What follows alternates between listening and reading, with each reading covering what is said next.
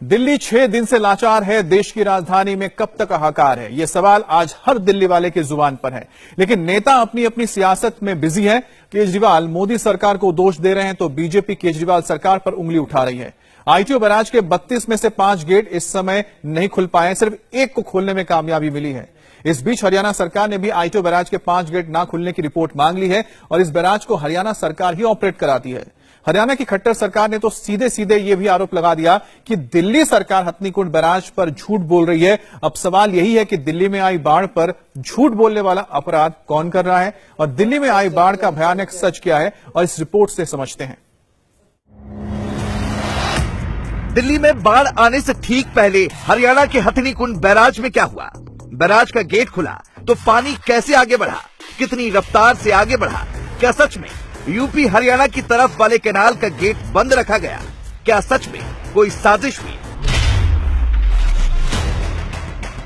ये केंद्र सरकार की गहरी साजिश है दिल्ली वालों को मुसीबत में डालने की।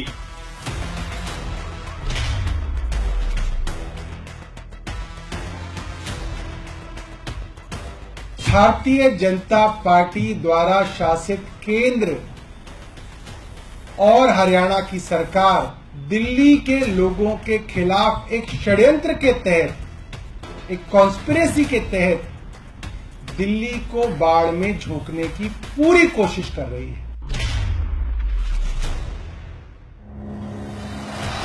बाढ़ के पानी ने जब दिल्ली को डुबोया तो दिल्ली के आईटीओ पर बने बैराज में क्या हुआ? बैराज के 32 में से 5 गेट क्यों नहीं खुले? रेगुलेटर नंबर 12 क्यों टूटा?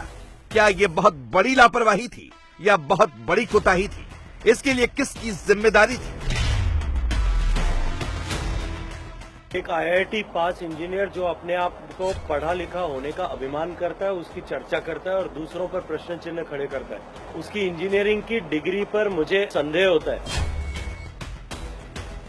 आज उसको 2 बार मुख्यमंत्री बने हुए 8 साल हो गए। 8 साल में वो एक बार अपना प्रेस कॉन्फ्रेंस करके ये बताए कि उसने कितनी बार में बाढ़ की कोई ऐसी स्थिति आ जाए उसके ऊपर में कितनी बार ऐसी मीटिंग करी है और उसके लिए क्या कदम उठाए हैं। एक बार हमें केवल वो आंकड़ा दे दे तो उसका जवाब आएगा 0। दिल्ली को पानी पानी हुए 48 घंटों से ज्यादा का वक्त बीत गया, लेकिन शोर इस बात का नहीं बच रहा कि हालात कैसे सुधारे जाएं। बहस इस बात पर हो रही है कि दिल्ली को उसने डुबोया, दिल्ली को इसने डुबोया। सवाल यह है कि आखिर दिल्ली को किसने डुबोया? क्या वाकई में दिल्ली को दरिया बनाने की साजिश रची गई? क्या दिल्ली में आई बाढ़ वाकई प्रायोजित यानी स्पॉन्सर्ड थी? क्या सुप्रीम कोर्ट को डुबोने का षड्यंत्र रचा गया? ये सारे सवाल इसलिए उठे हैं क्योंकि दिल्ली की केजरीवाल सरकार ने इसे सीधे सीधे बीजेपी स्पॉन्सर्ड आपदा डिक्लेयर कर दिया है। मोदी ने सुप्रीम कोर्ट को डुबाने का प्लान बनाया, आम आदमी पार्टी ने ये तक फैलाना शुरू कर दिया है। दिल्ली में तो बाढ़ है, लेकिन आम आदमी पार्टी का इकोसिस्टम ट्विटर पर साजिश साजिश साजिश वाले टेक्स्ट का बाढ़ ला चुका है। 1, 2, 3, 4 चेहरे देख लीजिए, ये सारे केजरीवाल की पार्टी के नेता हैं। जिस वक्त दिल्ली डूब रही है उस वक्त ये अपना बेशकीमती वक्त प्रेस कॉन्फ्रेंस में जाया कर रहे हैं। हर कोई बस एक ही टॉपिक पर बोल रहा है और वो टॉपिक है बाढ़ ने नहीं, मोदी ने दिल्ली को डुबो दिया। ईस्टर्न कैनाल के अंदर पानी छोड़ दिया गया, वीडियो दिखा दो। सौरभ भारद्वाज आए, हथनीकुंड बैराज का एक वीडियो दिखाया और दिल्ली को पानी पानी करने का आरोप मोदी और बीजेपी पर लगा डाला। आम आदमी पार्टी के सांसद संजय सिंह आए, उन्होंने भी वही वीडियो घुमाया और सेम टू सेम वही बात दोहराई। मोदी के कहने पर ही बाढ़ दिल्ली तक आई। ऐसा लग रहा है मानो सबको एक ही स्क्रिप्ट रटाई गई है, एक ही बात फैलाने को कही गई है। हर कोई हथनीकुंड ही किए जा रहा है। क्या है इस हथनीकुंड बैराज की सच्चाई, जहां से दिल्ली में यमुना के पानी की एंट्री हुई? जवाब आगे देंगे, पहले आम आदमी पार्टी के नेताओं के आरोप सुनिए। जो बाढ़ आई है वो हरियाणा से आने वाली यमुना नदी के पानी की वजह से आई है, क्योंकि दिल्ली में तो 4 दिन से एक बूंद भी पानी नहीं पड़ा है। वो सिर्फ और सिर्फ हरियाणा से आया हुआ पानी है।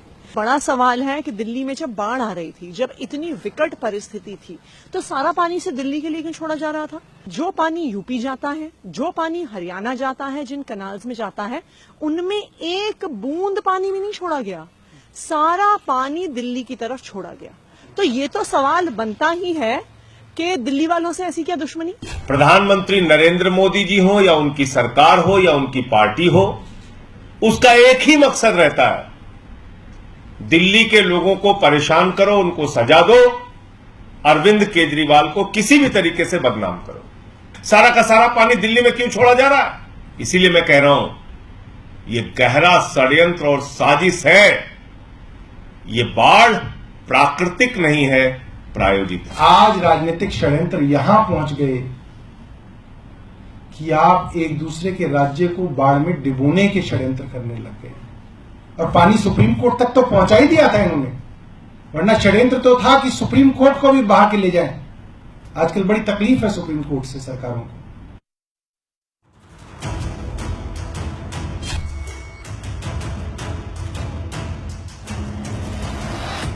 सवाल यह है कि केजरीवाल एंड टीम के आरोपों में कितना दम है? क्या वाकई हथनीकुंड बैराज से साजिशन पानी का रुख दिल्ली की ओर मुड़ा गया?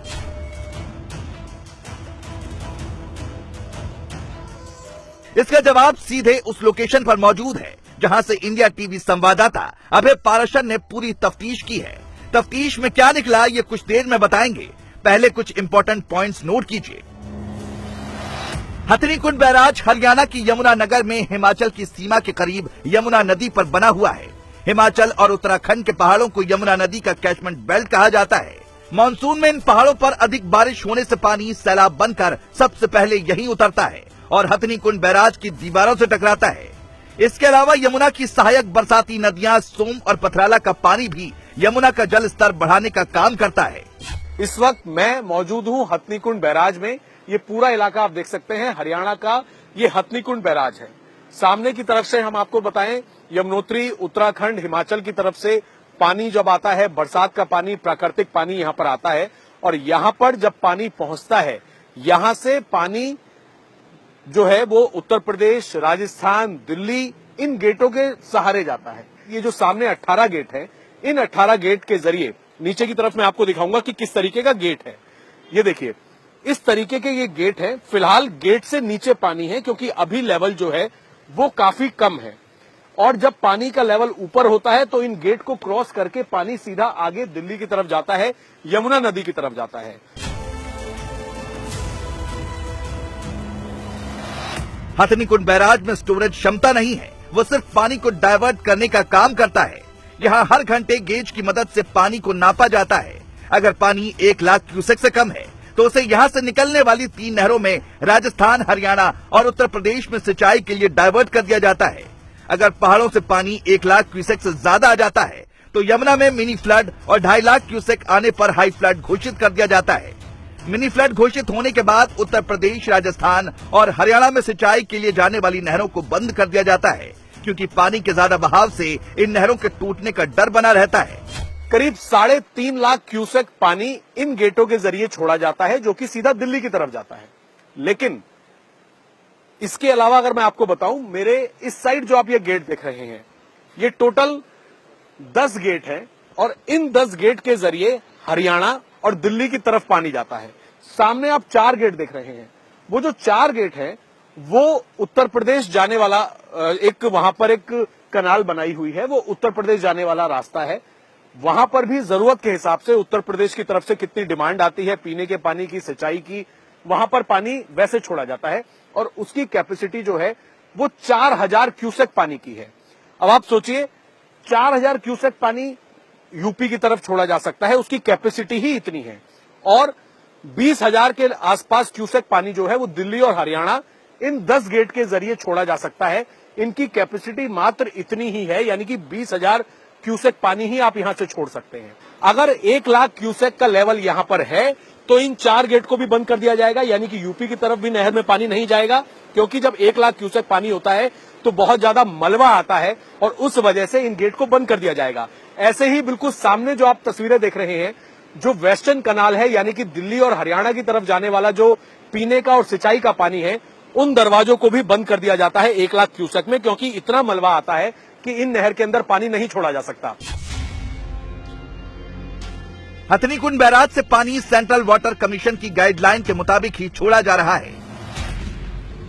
यानी आम आदमी पार्टी हरियाणा की बीजेपी सरकार और मोदी सरकार पर जो आरोप लगा रही है वो शुद्ध रूप से एक पॉलिटिकल टूल है। मकसद ही मोदी की इमेज को टारगेट करना है। केजरीवाल जी की आदत में शामिल है दूसरों पर आरोप लगाना। पानी का तो स्वभाव है, ऊपर से नीचे ही जाता है और हथनीकुंड से दिल्ली काफी नीचे है। अब हमारे प्रदेश में भी तो कई बाहर से ही पानी आया है, हिमाचल से आया, पंजाब से आया, लेकिन हम तो दोषारोपण नहीं कर रहे। केजरीवाल जी तो बहुत सियाने हैं, बहुत इंटेलिजेंट है, वो पानी का स्वभाव बदल दें कि पानी नीचे ना आया करे, ऊपर चला जाए पानी। इस बीच एक और दिलचस्प जानकारी हमारे हाथ लगी है जो आम आदमी पार्टी के दावों पर सवालिया निशान लगा रही है। तो क्या मानसून के दौरान यमुना में कितना पानी छोड़ा जाएगा, क्या इसकी जानकारी दिल्ली सरकार को पहले से थी? इसी साल 23 मई को यमुना में पानी और मानसून से निपटने की तैयारियों को लेकर सभी स्टेक होल्डर्स की एक बैठक हुई थी। मीटिंग में दिल्ली के सिंचाई और बाढ़ नियंत्रण विभाग के लोग भी थे। मीटिंग की डिटेल्स अलग अलग राज्यों के अधिकारियों से शेयर तक की गई थी। मीटिंग में हरियाणा के अधिकारी ने तो ये तक रिक्वेस्ट की थी कि हथनीकुंड बैराज में पानी के थ्रेशोल्ड को 70,000 क्यूसेक से बढ़ाकर 1 लाख क्यूसेक कर दिया जाए। बाद में जून के महीने में CWC को ये चिट्ठी भी भेजी गई। यानी उस मीटिंग में तो हरियाणा सरकार की तरफ से दिल्ली को बचाने की कोशिश की गई थी, न कि डुबाने की। रिपोर्ट के मुताबिक एक व्हाट्सएप ग्रुप भी बना था जिसका नाम था HKB गेज डाटा 2022-23, यानी पिछले साल से ही जो हथनीकुंड बैराज का गेज डाटा है उसकी शेयरिंग के लिए एक व्हाट्सएप ग्रुप बना हुआ है जिसमें सारे स्टेक होल्डर्स मौजूद थे। सवाल ये है कि जब सारे स्टेक होल्डर्स मीटिंग में व्हाट्सएप ग्रुप में मौजूद थे तो क्या दिल्ली सरकार को ये नहीं पता था कि हथनीकुंड बैराज में पानी कितना बढ़ा और दिल्ली की ओर कितना पानी आ रहा है? एक IIT पास इंजीनियर जो अपने आप को पढ़ा लिखा होने का अभिमान करता है, उसकी चर्चा करता है और दूसरों पर प्रश्न चिन्ह खड़े करता है। उसकी इंजीनियरिंग की डिग्री पर मुझे अगर उन्होंने जानते हुए भी ये लिखा है तो संदेह होता है कि जब हथनीकुंड बैराज जो बराज है, रिजर्वायर नहीं है जिसमें किसी भी तरह के पानी को होल्ड करने की क्षमता नहीं है, सिर्फ पानी के वाटर टेबल को रेगुलेट करके और नहर में पानी को जो है डाइवर्ट करने के लिए वो स्ट्रक्चर का उपयोग होता है। उस समय तक दिल्ली में यमुना में 3,58,000 क्यूसेक पानी बह रहा था। किसी भी हालत में उसको नहीं रोका जा सकता था। मैं फिर केजरीवाल साहब की डिग्री पर संदेह व्यक्त करते हुए कहना चाहता हूं कि उन दोनों कैनाल्स जो एग्जिट हथनीकुंड से होती है उनकी क्यूमुलेटिव कैपेसिटी 9,000 क्यूसेक है। उसमें से उत्तर प्रदेश कैनाल में शायद बमुश्किल 5-6 हजार क्यूसेक पानी जाता होगा। अगर 6,000 क्यूसेक पानी वहां भेजा भी जाता तो 3,58,000 क्यूसेक में 6,000 क्यूसेक कितना प्रतिशत होता है ये आप खुद निकाल सकते हो, उससे कितना प्रभाव यहां पड़ने वाला था। बिला वजह अपनी विफलता का ठीकरा दूसरों पर फोड़ने के लिए और विषय से ध्यान भटकाने के लिए जो दिल्ली के हालात बुरे हुए हैं पिछले 9 साल में, जिस तरह से वोटों के लालच में बार बार NGT के कहने के बाद, बार बार दूसरे न्यायालयों को कहने के बाद, NMCG द्वारा लिखे जाने के बाद में भी दिल्ली की सरकार ने जानबूझकर अरविंद केजरीवाल साहब ने अपने वोटों के लालच में लोगों को यमुना के फ्लड प्लेन जोन्स में बसाना स्वीकार किया, उनको शेल्टर प्रदान किया। और उसके चलते हुए आज जब नदी ने में को पानी के प्रवाह के लिए जगह की आवश्यकता पड़ी तब आज ये संकट सब पैदा हुआ है। इंडिया टीवी हर वक्त हर जगह डाउनलोड करने के लिए सर्च करें India TV news Google play store या ऐप स्टोर पर।